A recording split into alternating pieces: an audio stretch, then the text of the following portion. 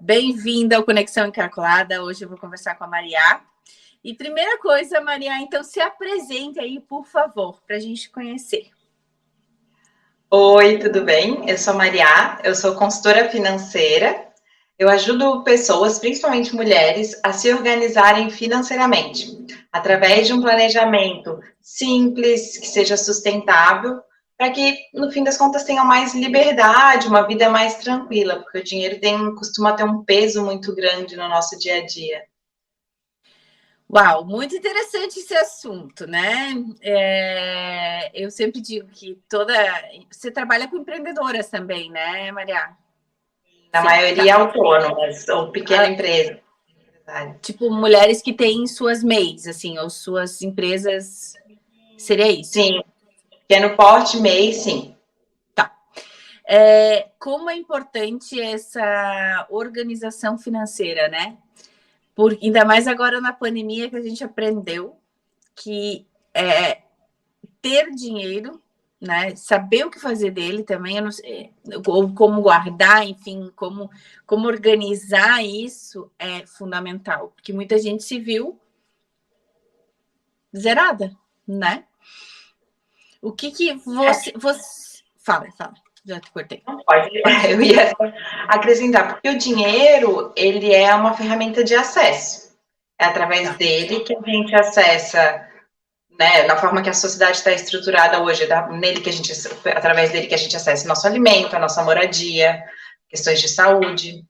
Então, é importante que a gente tenha esse cuidado com o nosso dinheiro, e a pandemia veio, como tu falou, né, mostrar muito isso, porque como ele é um recurso escasso, se a gente não administra ele de uma forma assertiva, a gente pode passar perrengue. Essa é uma boa forma de ver o dinheiro. Porque, por exemplo, já que a gente está falando de muitas, enfim, mulheres, né? O público aqui são mulheres. E a gente acha assim, por exemplo, eu trabalho na área da beleza, né? E quando eu comecei lá atrás, eu era uma MEI. Claro, comecei como MEI, acho que a maioria começa como MEI, eu acho que tem que começar mesmo. E eu recebia pelos serviços e eu achava que todo aquele dinheiro que eu recebia era meu. Mas não era meu. Nunca foi meu, né? Então, essa questão de misturar dinheiros, tipo, Alessandra, pessoa física, é totalmente diferente da pessoa jurídica. Isso também tu ajuda, tu dá dicas, enfim, tu faz essa organização também. Ajuda, Tanto né? tanto na consultoria individual, como nas oficinas que vão acontecer agora em setembro, essa separação é quase que uma premissa, porque o que acontece? Primeiro que quando tu constitui uma pessoa jurídica, tu tens obrigações fiscais com relação a ela, independente de tu ser MEI ou não, tu passa a ter um CNPJ, que é, claro, quando tu é MEI, ele ainda é atrelado à tua pessoa física de uma forma mais direta, mas ainda assim tu tem obrigações que são próprias desse CNPJ, e tu, como pessoa física, tu tem outro tipo de obrigações tributárias e, enfim, Sim. diz respeito à pessoa física. E a gente não costuma se ver muito nisso, né? Além das questões legais que isso tem, a própria tranquilidade. A gente tem muito mais facilidade em lidar a partir do momento que a gente estabelece um prolabore ou um salário para a gente, e passa a tirar a complexidade da nossa vida de pessoa física e deixa a empresa, né, lidar com isso. Porque, por exemplo, principalmente no mercado da beleza, que o dinheiro ele é ali muito picado e corrente no dia a dia, eu sei porque eu já trabalhei nessa área, a gente já se conhece de outros carnavais, e tu sabe que eu tenho esse background também, então, assim, é muito fácil a gente receber ali digamos, o líquido de 20, 30 reais de um atendimento, porque tu já pagou, sei lá, o uso do espaço, e sair dali e passar na padaria e gastar, é muito fácil. Né? Aquele dinheiro, ele praticamente voa, ele flutua de uma forma que a gente nem vê. E quando a gente não olha, as chances da gente não fazer um bom uso dele é muito maior. Entendi. Então, é importante começar a fazer essa separação o quanto antes. Tanto de estrutura bancária, como de organização mesmo no dia a dia e planilhar isso separado. Vou voltar, então, numa experiência própria. Lá atrás, de novo, quando eu comecei, então, eu recebi sábado. Eu saía do salão, que se usava muito mais dinheiro há 10 anos atrás para pagar coisas, né? Hoje nem tem mais moeda tanto circulando, a gente recebe muito pouco. E lá atrás, eu recebia, tipo, sábado eu saía às vezes com uma quantia X legal, assim, de dinheiro, e eu ia para casa. Mas às vezes, como você falou, sei lá, a loja de calçado estava aberta, eu parava, eu nem precisava, mas eu comprava um sapato. Porque eu tinha lá um dinheiro na bolsa. Mas, de novo, não era o meu dinheiro. Então, eu tirava, eu admito, tá? Eu admito, porque foi um erro. Hoje eu ensino a todo mundo não fazer esse erro, porque foi grave. Então, eu gastava. Por que eu digo que foi grave, Maria? Porque eu trabalhava tanto e eu achava que eu trabalhava muito mais do que eu realmente valia em termos financeiros. Só que, claro, eu estava gastando meu dinheiro. Todo dia eu pegava um pouco. Daí eu falava, meu Deus, eu trabalho tanto e nem tenho tanto dinheiro. Né? É grave. É muito fácil de se perder quando a gente não estrutura essas questões. E mesmo agora, como tu falou, né, a gente não tem a moeda mesmo, papel, rodando, mas o Pix trouxe a mesma facilidade. Então, assim, tá na tua, se tu tá tudo na mesma conta, a mesma facilidade que o dinheiro tinha, meu Deus, o celular tá. E a diferença é ainda pior agora. Porque a gente tem chamada dor do pagamento. Quando o dinheiro em papel, a gente ainda cria um certo apego nele.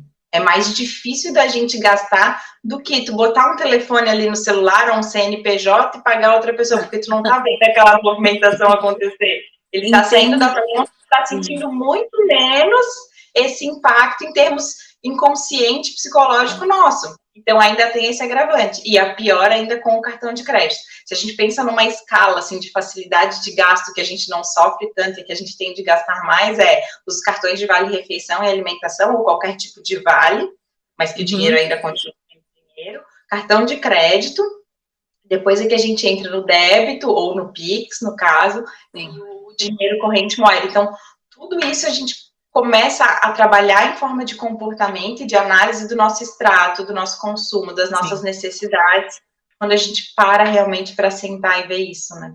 Sim. A minha sobrinha de 3 anos, hoje ela já tem 4, 3 na época, ela falou, pai, vamos numa loja de brinquedos? Daí o meu irmão Daniel falou, não, querida, não vamos, papai não tem dinheiro. Ela falou, mas passa o cartão.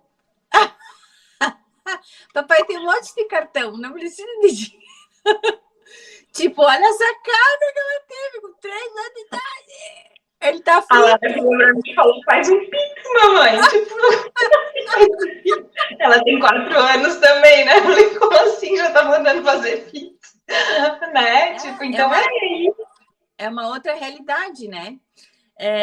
Ô, Maria, e deixa comentar contigo também, e eu acredito que é o que tu faz. A minha vida empresarial mudou quando realmente eu fiz uma conta jurídica e tudo entrava lá, né?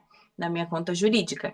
E eu tenho Prolabore. Então, eu tenho um salário, como qualquer pessoa da empresa tem um salário, e eu recebo no 5º dia útil também. E acabou por aí, né? É esse o dinheiro que eu tiro. O máximo que eu tiro, fora isso, dinheiro para pagar a conta do próprio negócio, né? São os boletos que todo mês chegam, e imposto, boleto, coisa errada. É isso. Mas assim, meu é só o Prolabore e deu. E eu tenho que viver com aquilo, porque é aquilo que é o meu dinheiro, que eu valho, né? No caso. Então, aí a vida da empresa começou a evoluir. Eu acredito que é isso mesmo, né? Tem que ser feito. Sim, exatamente. E vou abrir dois pontos. É bem isso que tu falou. Só tem uma questão assim, ó, que nem todo profissional autônoma, ela precisa ter a pessoa jurídica constituída. Daí acaba que elas acham que como não tem a pessoa jurídica constituída, ela precisa separar a conta. Mas nada impede de ser 2 contas pessoa física separada para fazer essa organização estrutural. Porque, eu vou te dar alguns exemplos. Por exemplo, assim, uma psicóloga ou uma médica, ela pode atender como pessoa física e pagar o carnê-leão, pagar seus impostos, seus tributos, como pessoa física. Isso é legal. Então, mas ainda assim, quando eu estou fazendo a consultoria, eu oriento. Então, mas vamos abrir uma conta, que essa conta aqui vai sair todas as despesas do consultório, por exemplo. Né? Então, assim, todas as suas receitas vão entrar por aqui, todos os seus pacientes vão pagar nessa conta. E aqui só vai sair despesa de aluguel do consultório, de contas que sejam referentes à atividade profissional. E uma vez por mês ou 2 vezes por mês, dependendo do momento da organização financeira que a pessoa tá, tu vai fazer uma retirada de um valor fixo, como tu mesmo falou, que seria o equivalente ao teu prolabore, só não é chamado de prolabore, porque ele em si não é constituído como pessoa jurídica, e daí tu vai trabalhar na tua pessoa física com aquele valor estático. E a gente começa a mostrar para a pessoa que fazendo essa cultura de tirar um fixo, permite que o que sobrar para a empresa, ou tu reinvista e faça isso crescer, o teu negócio crescer, que ele só vai crescer se tu reinvestir. Não adianta só tu abrir tua agenda e botar, tu só vai ficar cansado e não necessariamente teu negócio vai expandir. Né? Se tu tens interesse de crescer um pouquinho, tu sabe que, principalmente no teu mercado, isso é muito sério, de não adianta tu ter uma agenda de salão cheia, mas tu não tá reinvestindo ali dentro, porque uma hora vai dar manutenção.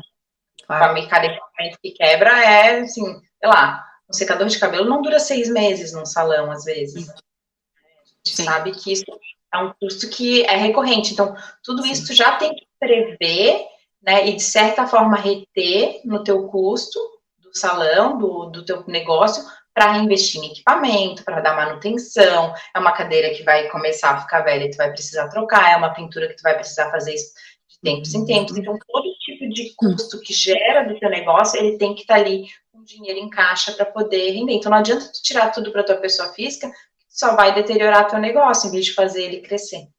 Sim, muito legal, muito legal. Desculpa. Não, acho que é só essa balancinha que às vezes a gente não coloca, que manter o dinheiro para a empresa é um investimento, né? De possibilitar um crescimento. É claro, e ter essas emergências, que às vezes acontece uma emergência, né? Quebrou, sei lá o quê, né? Caiu, sei lá, um secador se espatifou no chão, que não era nem o momento, não dá para fazer uma manutenção, tem que comprar outro. E aí, né? Vai tirar da onde? E porque empresas geralmente não conseguem cartão de crédito, né? Então vai usar o teu cartão, é aquela confusão toda, né? Não dá para misturar. Por isso que eu digo que tem que ter sempre uma reserva, tem que ter. Porque as empresas, acredito que a maioria das pequenas, pelo menos, empresas, elas têm um estudo do Sebrae, não vou lembrar a porcentagem, mas eu sei que muitas quebram no seu primeiro, segundo ano de vida, justamente por não ter essa visão do dinheiro. Ai, tá entrando, pô, que bom que tá entrando, tudo é meu Deus, minha vida vai mudar, vou poder viajar, vou poder comprar um carro novo, mas não é assim. A empresa lá na frente quebra, né? O fluxo de caixa é uma coisa muito importante. Esse dinheiro para reinvestimento, a reserva da empresa é algo assim que não dá para perder de vista. Claro que existem momentos que, quando a gente está iniciando, como a gente tem uma situação em que as pessoas muitas vezes vão para o empreendedorismo mais por necessidade do que puramente pelo desejo de empreender, né? Então, tu já está entrando naquilo porque tu precisa do dinheiro. Então, tu não tem um capital inicial, um capital de giro que tu conseguiu acumular antecipadamente. Então, tudo, às vezes a gente já entra muito embolada e é difícil parar, se distanciar e ver, não, quanto que eu preciso para cada parte. Mas é necessário, por mais que o esforço seja grande e que pareça que não vai ter jeito, né, sentar, para onde que eu posso mexer, como que eu posso estruturar dessa forma, que isso seja sustentável, porque senão isso só vira uma bola de neve. Entendi, isso é grave também, né? Outra coisa, Maria, que eu queria comentar contigo, e também agora a gente falando, me veio na cabeça, eu conheci umas empreendedoras, era uma dupla, e aí abriram um negócio, bem legal o negócio e tudo mais, e elas fizeram um contrato de 3 anos, um imóvel, né? Montaram uma loja, e começou legal, assim, vendia online, vendia no físico, e elas começaram a vender legal. Aí elas cansaram de estar trabalhando ali todo dia, acordar, tipo, sei lá, abria às 9, fechava às 7, né? O almoço tinha que revezar. E tava um faturamento legal, contrataram uma pessoa para trabalhar na loja. Né? Então tinham as duas, mais uma pessoa para trabalhar na loja. Beleza, tava tudo certo. Aí aumentou um pouquinho mais, elas contrataram uma equipe para cuidar do Instagram. Que daí começou a cuidar do Instagram, aí elas começaram a meio que terceirizar tudo isso em 6 meses de loja. Com 8 meses fecharam, porque não tinha mais dinheiro. Então, sim, é triste, né? Eu fiquei chocada. Tu com a carinha assim, tipo. Mas o que aconteceu? Elas foram. Deu certo, mas aí às vezes a gente acha que tem que terceirizar e acaba achando que aquela entrada vai ser sempre uma entrada, mas às vezes quem trabalha com comércio é ups and downs, né? Não é só up. Às vezes o faturamento cai, então você tem que ter um equilíbrio. E aí acabaram que como é que é? A saída era muito maior que a entrada, e aí fechado, desistiram até do negócio. Existe muito isso, principalmente no comércio, como tu falou, mas serviço também tem, porque a gente é impactado por sazonalidade, né? O comércio tem a sazonalidade comercial, que normalmente, dependendo do produto do teu comércio, vai pegar ali as datas comemorativas, que vai dar um pico. Se tu não controla ali para frente, tu não sabe como é que vai ser, principalmente quando tu tá iniciando. Quando tu não fechou teu primeiro ano, tu não consegue nem entender teu comportamento sazonal. E uma das coisas que eu sempre indico para quem está iniciando num negócio é senta com alguém que já faz isso há mais tempo.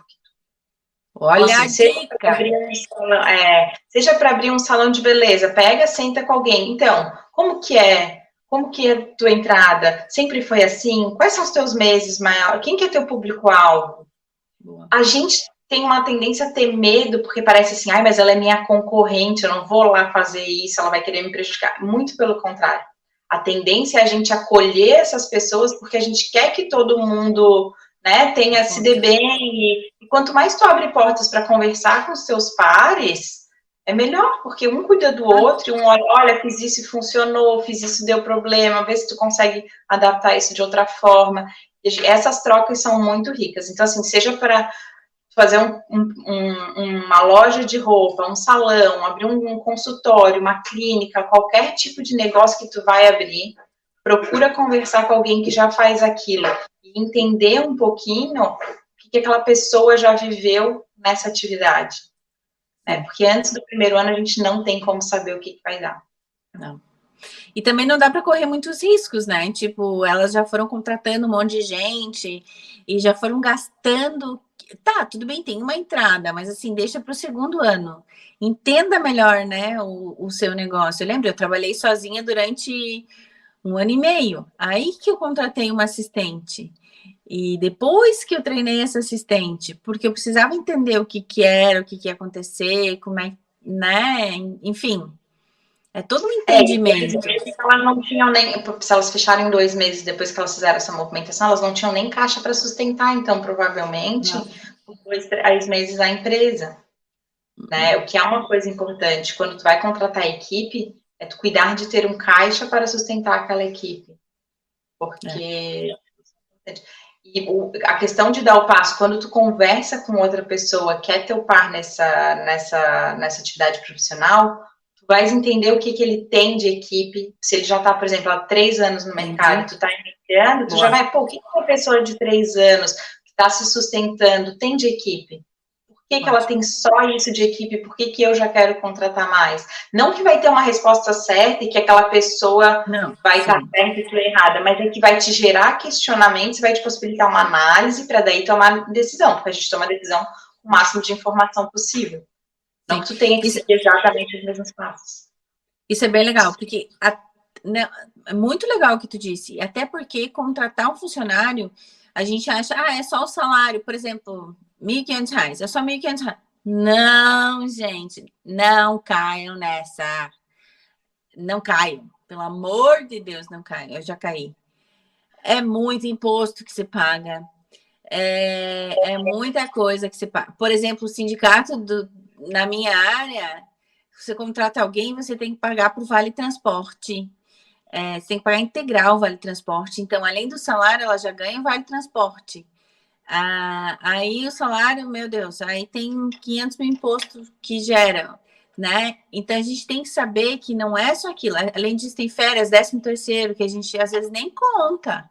Tipo, R$ 1.500 por mês dou conta. E o resto? E o resto que gera? Né? Não estou dizendo que é caro ou impossível, não é isso. Eu estou dizendo que existem outros como é que se chama? Tipo, atributos ou outros encargos? Como é que se diz? Encargos. Tributos e encargos, né? É? Isso mesmo. Sim, e outra coisa, eu digo mais, tem a reserva de rescisão. Porque tu não sabe se vai fazer trabalho com aquela pessoa. E se tu ficar na mão de tu não ter dinheiro para fazer uma rescisão com um funcionário, isso te deixa muito mais complicado. Porque as relações trabalhistas, elas são baseadas em confiança, e confiança é relacionamento. E a partir do momento que o relacionamento não fecha e tu não tem condição financeira, porque é muito caro fazer uma rescisão contratual depois dos 3 meses. Então, assim, ter esse dinheiro para rescisão é importante. Ou seja, o fluxo de caixa tem que estar sempre gordinho, sempre, né? A caixa tem que estar sempre gordinho, sempre, né? Sim, a ideia aqui não é, acho que a gente está assustando um pouco, né? Não, acho que, não, sabe o que é, Maria? Tem uma coisa que existe, às vezes as pessoas romantizam muito ter um negócio, tu não acha? Sim, sim, super, não é às vezes, Né? é muito. Aí me perguntam, Alessandra, é super legal ter o seu negócio. Eu falei, mas eu também achava lá atrás que era muito legal e eu romantizava horrores. Aí quando eu vi o que realmente é, eu falei, gente, isso daqui é um jogo. E ele é jogado todos os dias. E eu tenho que saber, tipo, um banco imobiliário da vida real. Sim. Né? Quer ver quando é troca de carreira lá? Como? Quer ver quando é troca de carreira? Tu sabe que eu já fiz várias, assim, né? Então. E aí, às vezes, as pessoas acham, não, então, eu vou sair aqui do meu salário fixo de CLT de 6, 7 mil reais, trabalho 40 horas semanais, vou diminuir para 20, mas eu vou empreender e vou ganhar a mesma coisa. Talvez daqui uns 2, 3, 4, 5 anos tu vai ganhar a mesma coisa. Mas o teu corre não vai ser só as 20 horas semanais, não. Esses dias eu tava pensando, eu falei, gente, mas eu dava aula de inglês, se eu voltasse a dar aula de inglês, fiz uma conta, né? Falei, né? Dá uma vontadinha, né? Dá vontade. Eu falei, é muito legal. Eu falei, será? Eu falei, claro que não, porque hoje eu já me entendi. É porque o empreender vai além também do dinheiro, né? A gente sabe que a gente precisa ter toda uma administração financeira, mas vai além, né? Vai mesmo. É uma questão de Qual satisfação de buscar. Entendi. Qual que é a tua dúvida? Qual é a dúvida maior, assim, que as mulheres que te procuram te falam? Conseguir entender para onde que o dinheiro está indo. Então! A maioria é assim, eu não sei para onde que meu dinheiro está indo. É assim, eu sempre ofereço uma conversa inicial para todo mundo que procura consultoria, que é para entender se realmente o que elas precisam eu vou poder oferecer, porque eu não faço qualquer tipo de serviço da consultoria financeira. Então, assim, a minha conversa inicial sempre parte assim, o que é a tua busca? O que tu está querendo? E 90% das vezes eu não sei para onde meu dinheiro está indo. Eu até sei quanto entra, mas quando eu vejo já não tem mais. E é essa atividade de parar e olhar para isso que as pessoas às vezes não querem fazer, porque dói um pouquinho, às vezes, identificar para onde esse dinheiro está indo. Mas é necessário. Principalmente quando você está empreendendo.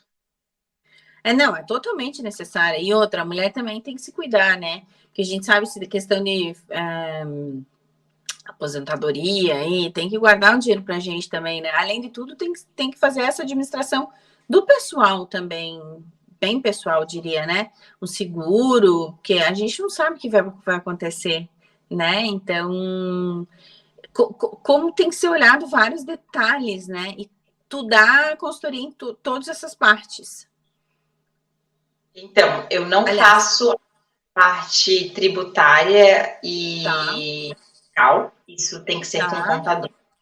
E daí, quando tem a pessoa jurídica, o contador é que vai te orientar nesse. Sim. Mas toda a parte de planejamento financeiro e orçamentário, eu faço, né? Então, Entendi. peraí, vamos lá, como que está teu consumo hoje, a tua entrada de dinheiro, vamos entender teu fluxo de caixa, para daí depois a gente como que a gente pode sair de um fluxo de caixa da forma que está, para gerar um sustento disso, e a gente vai fazendo pequenas alterações, pequenas modificações, e nem tudo é fórmula pronta, então eu não consigo sair aqui falando, faz 1, 2, 3 passos que está pronto, porque às vezes primeiro que muda de serviço para serviço, muda de realidade para realidade, se a pessoa já tem um endividamento ou não, a gente olha para isso de forma diferente, né? Muita gente acaba fazendo empréstimo para poder iniciar uma carreira, né? O que pode ser muito bom para iniciar um negócio quando tu foi, por exemplo, num Sebrae da vida e tu fez um projeto, ou se a gente sentou antes e fez um projeto mesmo, né?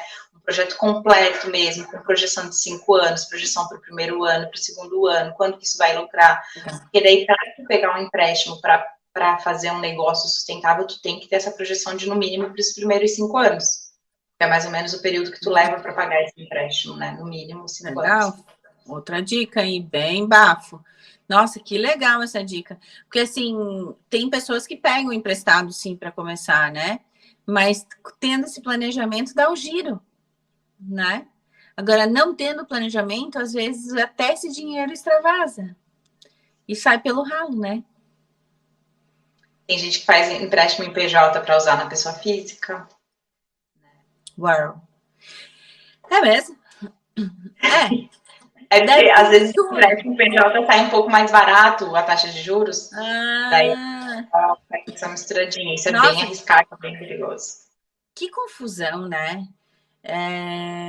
Essas coisas, eu acho muito delicado fazer isso, porque para mim é muito delimitado. Tipo, Alessandra, a pessoa física sou eu, fico bem feliz, assim, e pessoa jurídica é outra coisa, né? Então, hoje estou bem feliz porque eu fiz o meu Pix de transferência da minha PJ para minha pessoa física, daí eu tenho dinheiro, um pouco de dinheiro na conta. Mas assim, acontece, né? São esses. Organização, que nem você comentou, eu acho que é o principal em qualquer negócio, né? E esse planejamento, né? E eu acho que tem uma coisa muito legal, por exemplo, que tu chega em determinado estágio do teu empreendedorismo, né? Da tua atividade empreendedora, que tu consegue programar retiradas de lucro, por exemplo. Digamos, tu tem teu prolabore fixo ali, né? Tiro, sei lá, todo mês eu tiro 3 mil reais. Desses 3 mil reais, a cada 6 meses, se tiver lucro no caixa da minha empresa, se eu já tiver feito todas as minhas obrigações da empresa, se a empresa tiver dinheiro suficiente para se manter por um período mais extenso, se for lucro mesmo, líquido, né? Tu podes fazer uma retirada daquilo para tua pessoa física. Seja para daí tu conquistar um outro projeto de vida pessoal que não esteja atrelado com assim, o empreender também te possibilita isso. Como nas empresas CLTistas a gente tem muito isso, né? A empresa de tempos em tempos distribui o lucro para os funcionários. Sim. Né? Então, assim, nada te impede de tu, como empreendedora, te colocar nessa posição de te dar de retirada de lucro. Que legal, né? A gente... eu acho muito legal tudo isso, mas todo mundo tem que trabalhar com muito conhecimento, né? Porque, e que bom que existem pessoas que nem você, que conseguem fazer esse planejamento, porque, vou dizer, acho que a maior, no começo, atrás, há 10 anos atrás, a minha maior dificuldade era essa questão financeira, porque era muito novo, né? Eu dava aula de inglês também, e aí comecei a empreender, eu achava que eu sabia a parte técnica, mas da administrativa eu sabia bem pouco, e essa parte financeira eu sabia bem pouco. Então, o que eu resolvi? Eu comecei a estudar. No Sebrae tem vários cursos, e comecei a ir atrás. Porque eu entendi que se não tivesse um equilíbrio, eu não ia conseguir sustentar meu negócio. Ele não iria se sustentar. Acho que essa dica do que tu falou de ir no Sebrae, cara, o Sebrae tem muita coisa. E hoje o Sebrae tem a maioria das coisas online, então tu consegue fazer sem sair de casa, curso, tem ferramenta de criação do plano de negócio, como eu falei, tem Canva para tu fazer a estrutura de receita, despesa, quem que é teu cliente-alvo, tem tudo isso, assim, muito acessível, né, porque a maioria é gratuita. Então, acho que fazer esse estudo antes de tu empreender, de tu começar, é importante. Se tu começou e tá meio torto, já faz agora, já para e faz agora, né? Não deixa continuar torto, porque dá para pausar, não dá para pausar, mas dá para tu ir, peraí, então como que eu vou ajeitar? Como que eu vou reprojetar essa rota, né? Exatamente. Ou te contratar, né? Porque você consegue entender meu negócio. Porque assim, no Sebrae tem, por exemplo, o curso lá, né? O curso tá lá. Então eu vou ter que me adequar àquele curso, mas às vezes eu não entendo nada. E a minha necessidade, ela é um pouco diferente do que aquilo. E quando se faz... E é delicado às vezes, né? Vamos combinar que falar de número às vezes, tipo, né? Mas se tiver alguém que faça uma consultoria, que entenda, que me escute falando do meu negócio, veja afunilado o que eu preciso. Às vezes eu não vou precisar estudar toda a roda, entendeu? Às vezes, tipo, tu pode ter uma sacada bem mais simples, né? Não, na consultoria individual é super direcionada para a necessidade da pessoa, assim, a gente abre tudo ali e começa a olhar, olha, onde que a gente tem espaço para melhorar, quais são as estratégias, e a gente testa de uma forma, claro, responsável, né, não é sair, vamos sair testando, né? Começa a abrir as opções, a gente começa a ver o que existe de possibilidade. E também, na oficina, a gente consegue fazer algo muito próximo disso, assim, apesar de não ser tão direcionado para a necessidade de cada um, eu ainda, depois da oficina, eu ofereço um acompanhamento ali de perto, mesmo que não individual, assim, é individual, mas mais online, do que no 1 a 1, assim, tipo WhatsApp, coisa assim. Então, dá para tirar muitas dúvidas e formular, tu sai com muita ferramenta para tu formular teu próprio negócio de uma forma para tua necessidade, menos para uma necessidade genérica, sabe? Sim, porque às vezes, tipo, a pessoa já entende, né? Vamos supor, eu já entendia pouco sobre aquilo. E às vezes estudar aquilo era um saco. Tipo, eu ficava protelando, porque eu não gosto muito da matemática. E aí eu falava, entendeu? E empurrar com a barriga, como você disse antes, não é um bom negócio. Tem que resolver logo, né?